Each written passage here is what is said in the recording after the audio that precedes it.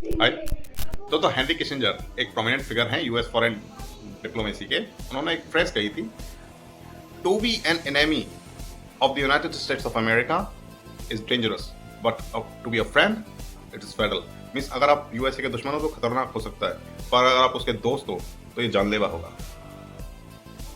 मतलब यूएसए से दोस्ती करना भी बहुत खतरनाक हो सकता है। जॉर्जिया मेलोनी, इटली की प्राइम मिनिस्टर, उसने कहा है कि हमें अपने चैनल ओपन करने चाहिए यूरोप को रशिया से बात करने के लिए। और ऐसा इसलिए बोला गया है क्योंकि यूएसए प्लान बना रहा है ग्रीनलैंड पर अटैक करने का। ग्रीनलैंड पर अटैक करने का मतलब है डेनमार्क से सीधे सीधे लड़ाई। डेनमार्क ने क्लियर कर दिया है, अगर एक भी यूएस का सोल्जर वहां पे हमारी परमिशन के बिना दिखा तो हम पहले गोली मार देंगे, उसके बाद में उससे पूछा जाएगा। तो ये सीधा सीधा तनाव है नाटो कंट्रीज के बीच में। नाटो कंट्रीज जिसमें करीब 44 देश आते हैं, इनका मैक्सिमम खर्चा यूएस उठाता है। यूरोपियन कंट्रीज में यूएस के बेस बने हुए हैं। अब ब्रिटेन और फ्रांस और जर्मनी खुल के उसके समर्थन में आ रहे हैं, डेनमार्क के समर्थन में। अगर लड़ाई शुरू होती है नाटो कंट्रीज के आपस में, तो आधे कंट्रीज हो सकता है डेनमार्क के साथ जाए, आधे कंट्रीज हो सकता है यूएस के साथ जाए, पर यूरोपियन कंट्री यूएस के सामने नहीं टिक पाएंगे, कितना भी जोर लगा लें।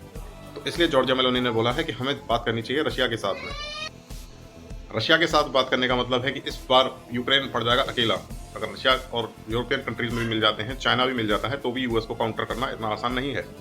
रशिया, चाइना, ईरान और साउथ अफ्रीका ड्रिल कर रहे हैं अटलांटिक ओशियन में इस टाइम पे, अफ्रीका के पास।